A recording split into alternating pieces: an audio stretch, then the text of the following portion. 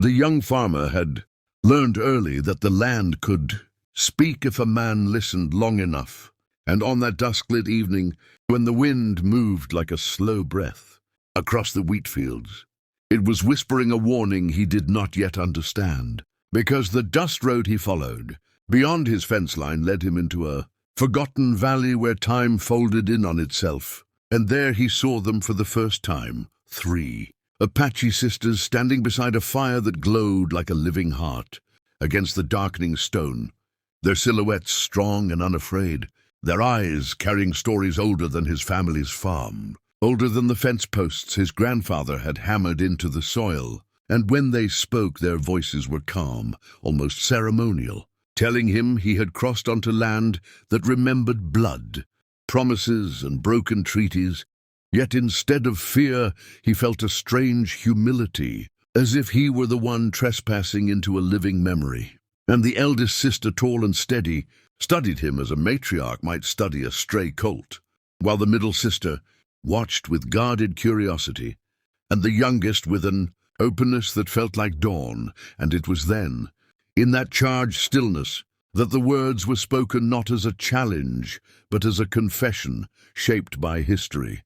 "We never touched a white man before, not with desire, but with the weight of separation, of worlds kept apart by violence and silence." And the farmer understood that what they meant was not the body, but the boundary, the human closeness denied by fear. And he answered not with bravado, but with honesty, telling them he was only a farmer who believed the land belonged to those who respected it.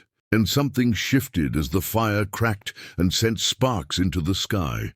And they invited him to sit, to share water, to listen. And as the night deepened, they told him of their mother who had guarded their bloodline after their father died defending sacred ground, of songs sung to keep spirits close, of a vow that no man would cross their circle unless he came without conquest in his heart. And the farmer listened until the stars seemed to lean closer, realizing that this meeting was not an accident but a test.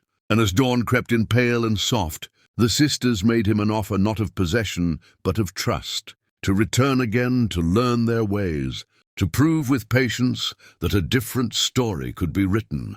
And as he walked back toward his fields, with the sun rising behind him, he felt the old world cracking, making room for something new.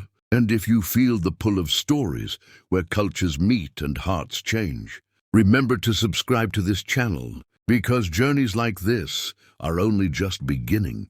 Chapter 2.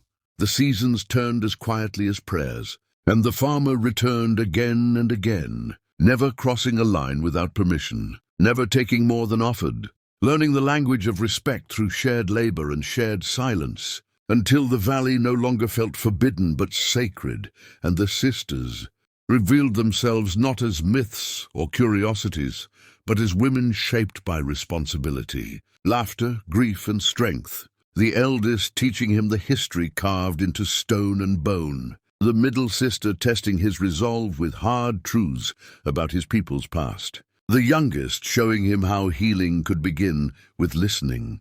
And when the moment finally came that the eldest spoke again, of the words that had first bound them together, "We never touched a white man before," it was with a different meaning now, one that acknowledged not skin, but spirit, not fear, but choice, because touching meant allowing someone to matter, to leave a mark without taking ownership.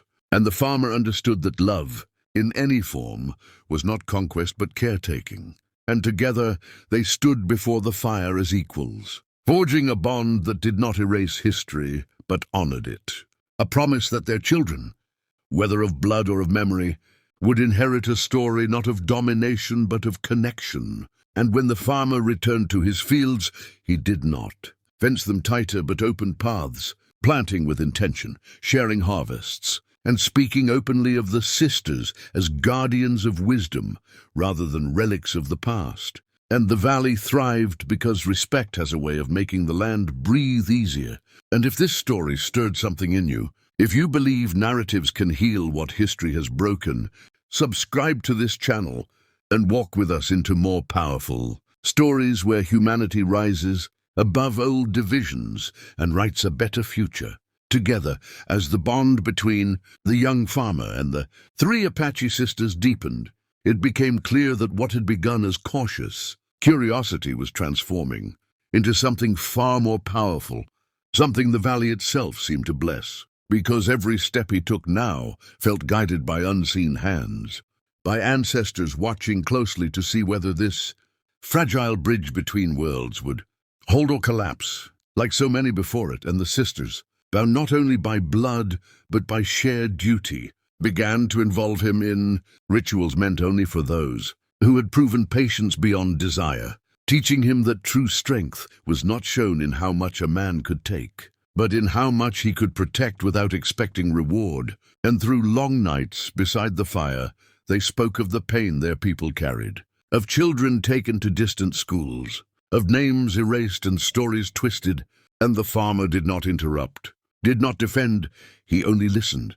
And that listening itself became a kind of healing touch, the first real touch that crossed centuries of fear. And slowly the sisters allowed laughter to return to their voices, teasing him for his awkward attempts to learn their language, smiling when he stumbled but never mocking, because effort mattered more than perfection. And when outsiders passed near the valley, the sisters stood tall and unafraid, knowing now that trust did not weaken them but strengthened their circle. And the farmer realized that he was no longer just a guest, but a witness to a living culture that refused to vanish. And one evening, as the fire burned low, the youngest sister asked him what he would tell his people about them. And he answered simply that he would tell the truth, that they were not legends or threats but women of honor, guardians of land and memory.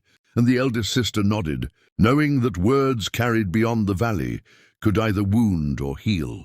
And with that acknowledgement, the sisters placed a symbolic mark on his hands. Not ownership but responsibility, a reminder that once a story is entrusted to you, you carry it forever. And as the farmer walked back toward his home, under a sky heavy with stars, he understood that his life would never again be small or simple, because he had been allowed to matter to people whose history demanded caution. And if this continuation of the journey moved you, if you believe stories like this deserve to be told and shared, make sure you subscribe to the channel, because more powerful chapters of humanity, respect and connection are still waiting to unfold. By the time the third chapter of their shared story began, the valley no longer felt like a place apart from the world, but like its quiet conscience, a reminder of what humanity could become when humility replaced hunger.